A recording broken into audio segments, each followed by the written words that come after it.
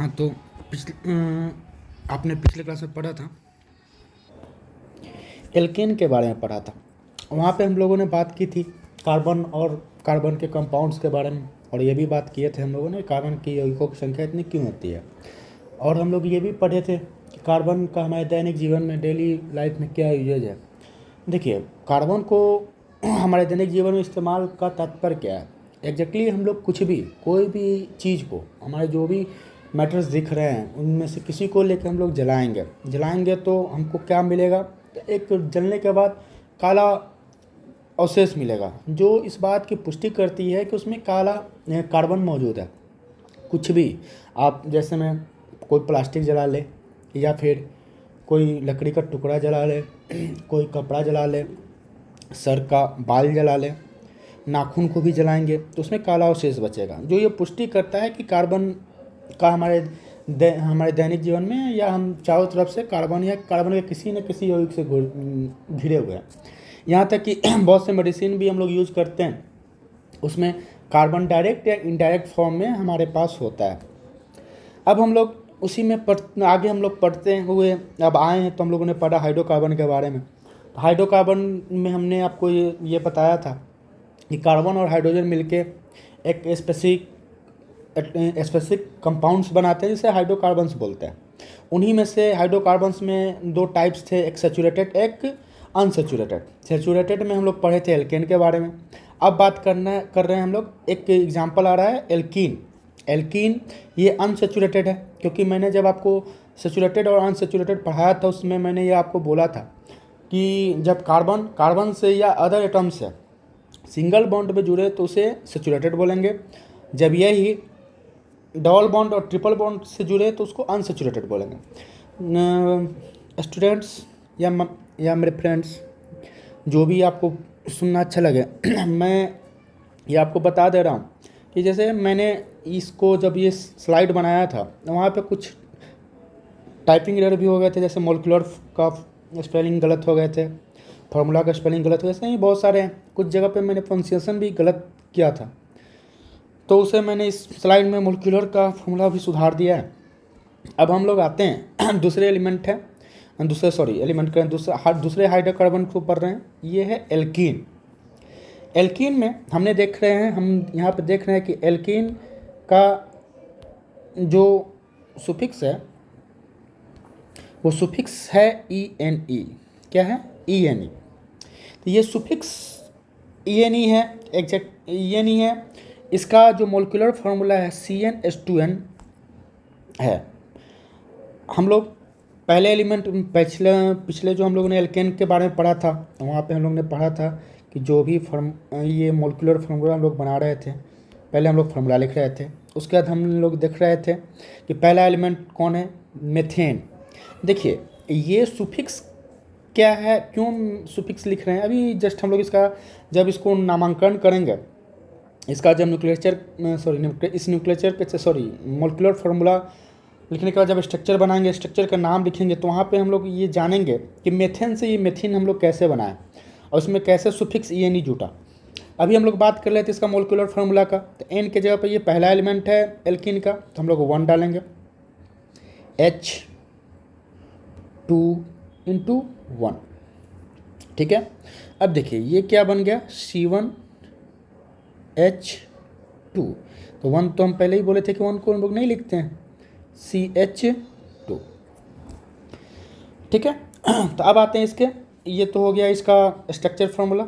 अब हम लोग बात करेंगे मोलिकुलर फार्मूला। अब हम लोग बात करेंगे स्ट्रक्चर फार्मूला। तो देखिए, इसके जो स्ट्रक्चर फार्मूला में मिनिमम 2 कार्बन होने चाहिए। ऐसा स्ट्रक्चर मिनिमम 2 कार्बन में बनेगा।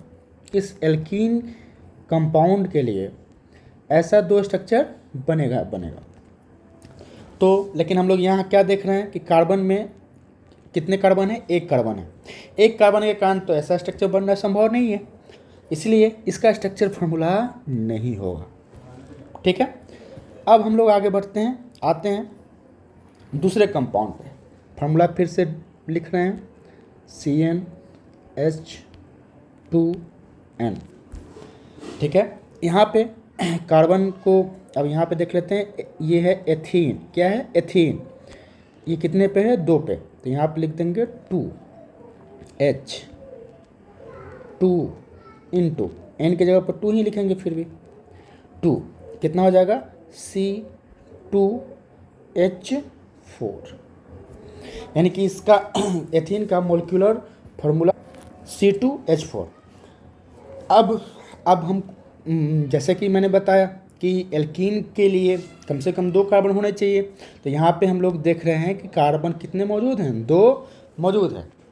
इनमें डबल बॉन्ड संभव है। तब हम लोग इसका स्ट्रक्चर खींच के देखते हैं।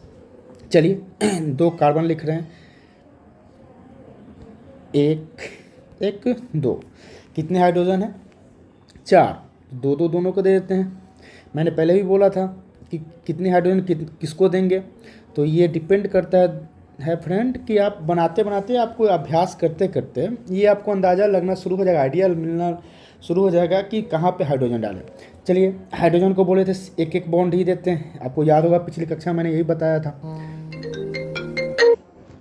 अब देखिए ये हाइड्रोजन का 1 दे दिए, इस हाइड्रोजन को भी 1 बॉन्ड बना दिए, इस हाइड्रोजन को भी 1 बॉन्ड बना दिए। लेकिन आपको याद होगा पिछली कक्षा में मैंने आपको बताया था कि कार्बन को कम से कम कितने बॉन्ड चाहिए? 4 बॉन्ड। अब इस कार्बन के लिए हम लोग बात कर रहे हैं, इस कार्बन को कितने बॉन्ड हो गए? 1 और 2। अभी 2 बॉन्ड बचे हुए हैं इसके लिए, तो 3 और ये 4, ये डबल बॉन्ड बन गया। अब सेकेंड कार्बन के लिए भी देख लेते हैं, इसको भी काउंट कीजिए, 1 2 3 और 4। ठीक है। एक और अब देखिए इसका नाम, जो इसका स्ट्रक्चर फार्मूला के बाद इसका जो नाम हम लोगों ने लिखा है मेथिन, ये सुफिक्स से कैसे बना? देखिए पहला हम लोग एल्केन में हम लोगों ने पढ़ा, एल्केन में हम लोगों ने क्या पढ़ा?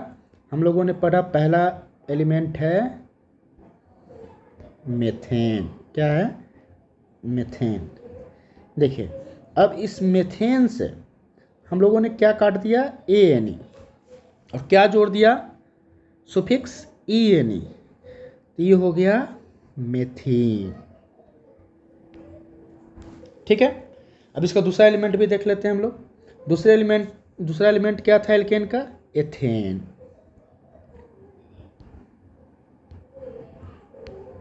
ठीक है। अब एथेन से क्या बनेगा? हम लोग लास्ट को इसको काटेंगे ANE, और क्या जोड़ देंगे? ENE। ये बन जाएगा इथीन। ठीक है। थर्ड एलिमेंट क्या आएगा? थर्ड को हम लोग लिखेंगे, क्या लिखेंगे? हम लोग लिखेंगे